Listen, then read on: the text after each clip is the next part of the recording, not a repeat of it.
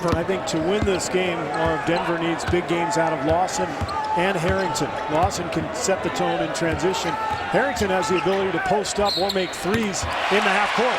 That counts, and the foul. So Kobe will go to the line. He's hit by Aflalo.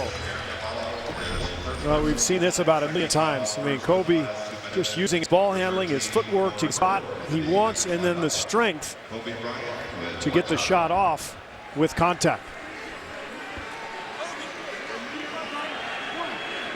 Our playoff coverage continuing here at Staples in LA. Earlier tonight it was Boston over Atlanta to tie the series as they beat the Hawks 87-80. Paul Pierce 36 points, 14 rebounds. So they do it in the absence of the suspended Rajon Rondo. And Philadelphia 109-92 over the Chicago Bulls to tie that series. You got to think the Bulls had a little bit of a hangover going after the news of Rose's injury. Harrington knocks down another three. So good news for George Karl's team. He's so critical because of their struggles in the half court, but he's the one guy capable of really creating some offense out of nothing. Bryant, yes. Lakers by 4 as we come up on a minute to play in this first quarter. Denver trying to tie the series at 1. A series of fakes by Miller. Here's McGee again trying to twist his way inside. Barnes lost the handle, trying to shovel it to Bynum. Nicely done by the Nuggets off the fast break. It is Brewer who had just come on with his first bucket. Corey Brewer cuts it to a 2-point lead. And Bynum will shoot a pair. Well, those two possessions illustrate what this game is going to be all about. You know, Barnes with the risky pass, it's just not worth it. I mean, if he pulls that ball out in transition and sets the Lakers up in half court, they get it to this guy down low, and there's nothing Denver can do. But a turnover or a bad shot is a layup for the Nuggets. They're the best fast-breaking team in the league. See the numbers by Bynum on Sunday. 10 blocks, tying an NBA playoff record, equaling Akeem Olajuwon and Mark Eaton. Mike Brown, the Laker head coach, saying that Bynum can control a game without even taking a single shot.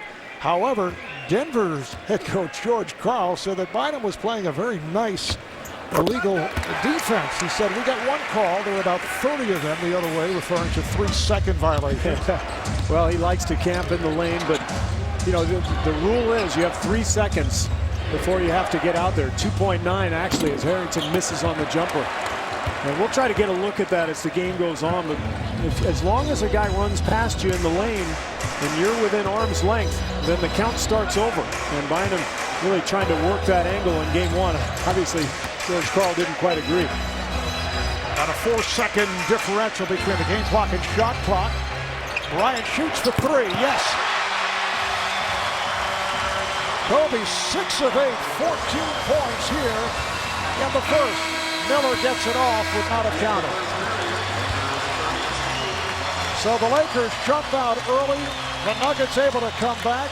And after 1, the Lakers up 32-25 as they hit 14 of 23 from the field, led by Bryant with 14 and Bynum with 10.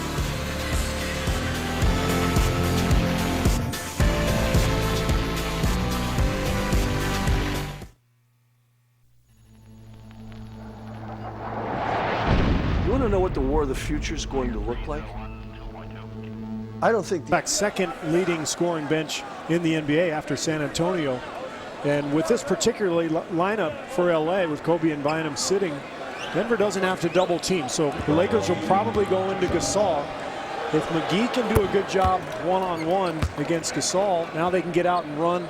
And these bench guys, Miller, Brewer, Harrington, we know they're very explosive, so a chance to make a push. Foul was called on Hill. McGee is only a 46% free throw shooter. So connects on 1 of 2. JaVale McGee acquired in mid-March on that 3-team deal with the Wizards and the Clippers. The trade involving Nene going to Washington and Nick Young ending up with the Clippers. Sessions able to penetrate and gets the roll. And you see how quickly the Lakers are getting back. Denver has certainly picked up the tempo. Gallinari, yes.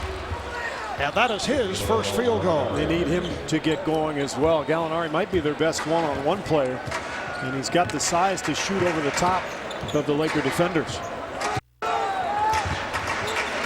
And we're going to see a third big man check in for Denver. I have to talk about the George Karl theory. Barnes is rejected by McGee. The 7-1 Timofey Mozgov is getting ready to step on the floor as Gallinari is able to hit on that fast break bucket for so it's a 4-point deficit now. Denver making a move here in the second quarter. Now Gasol hit the floor as he's tripped up. Well, this is what JaVale McGee is capable of, a spectacular block, and then it leads to a 3-on-0 at the other end. All the Lakers in the paint there. You see Sessions get caught in the paint against this Denver team. I know if you penetrate as a guard, it's tough to get back, but LA has to be really careful about sending too many people into the paint on the offensive glass. Denver with a 3-on-0. You don't see that very often. Evan Ebanks, who checked back in, able to knock it down. So the Lakers now lead 36-30. What was George Karl saying the other day with the 3 7-footers? He wants to play it like they do in hockey. Like a shift almost. Yeah. I don't think that'll work, though. You'd have to have guys coming in on the move, jumping over the boards as they do in the That's right. in the NHL. I think what's interesting, though, with Denver's future is that they're not really sure who the starting center is going forward. So they're giving everybody looks, trying to develop them all and see which one emerges and develop assets. You know, eventually, they've got a lot of guys who can play here. I think eventually they'd like to put a few guys together in a package deal, get some more talent. Nice play, and it is Mozgov, who opened the season as a starter and then fell out of favor as Kosta Koufos took over as the starting center. Here's Sessions with a hard-driving move.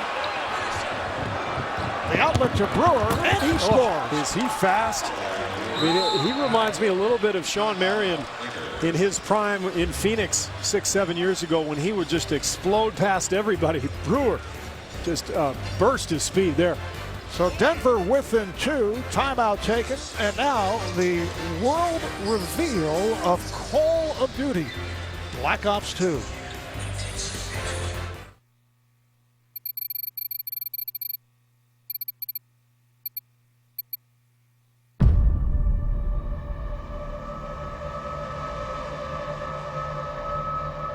Aside from the fact that I'm still alive,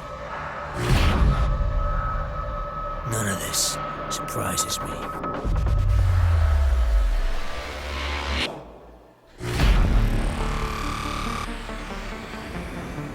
Technology got stronger, but we got weaker.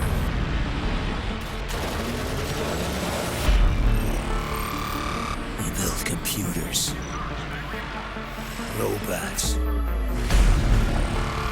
whole unmanned armies, and no one ever asked what happens when the enemy steals the keys.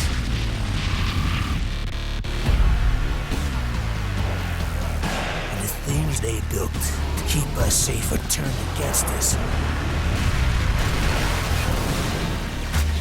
And that's when they figured it out. They'll always need men like us, those who are willing to do what others cannot.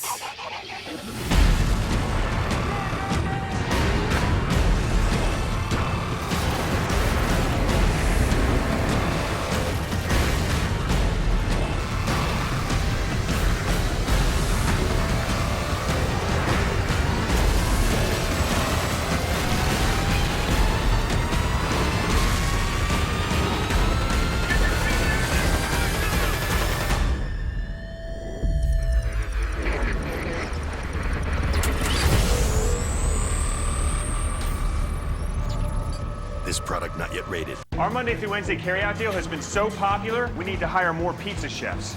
So play Pizza Hero, our iPad game, and maybe we'll hire you at a real Domino's if you're a pizza making expert. Carry out a large pizza with up to 3 toppings for just $7.99 and download Pizza Hero. It is time for Cold Hard Facts presented by Coors Light. Steve, earlier you mentioned the lack of experience in terms of the Denver Nuggets in actual playoff games. Kobe Bryant all by himself. 209 total playoff games. The entire Nuggets team accounting for 205. Well, we were talking with Nuggets GM Masai Ujiri before the game, and he was telling us this is just such a great experience for his team because of that number. I mean, they need the experience to feel what it's like. Fortunately, they've got old hands like Andre Miller, who made that play right there, stealing the ball from Blake and drawing the foul. But it's up to Miller and Harrington to kind of show the way to these young guys and get them to play with the type of intensity you have to play with in the playoffs. Miller and Brewer now at the guards. Mozgov up front with Harrington and Gallinari. Harrington is open for 3. Rebounded by Hill. So Jordan Hill getting a long run.